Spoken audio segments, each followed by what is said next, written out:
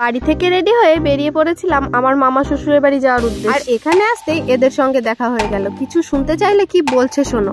তুমি বলো কি বলছো? নমস্কার, আমি অমিত পাল, শ্বশুরবাড়িতে স্বাগতম। আর তুমি? হ্যাঁ, আমি কি বলবো? এটা তো আমার রোল করে ফেলেছি। তাই ঘরে ঢোকার আগে এখান থেকে কিছুক্ষণ আড্ডা মেরে এরা কিন্তু আমাদেরকে টাটা করে চলে গেল। তারপরেই আমরা সবাই মিলে চলে এসেছিলাম ঘরে। এই যে মশারির মধ্যে যে ব্যক্তিটা বসে আছে ইনি কিন্তু আমার মামা শ্বশুর। উনি কিন্তু একটু অসুস্থ, সেই কারণেই কিন্তু উনি মশারির ভেতরেই বসে আছে। যাই হোক, শ্রুতি কিন্তু ওর দাদানের সঙ্গে বেশ গল্প জুড়ে দিয়েছে। তারপরে সবাই মিলে চলে গেছিলাম এই বাড়ির পাশের পার্কে।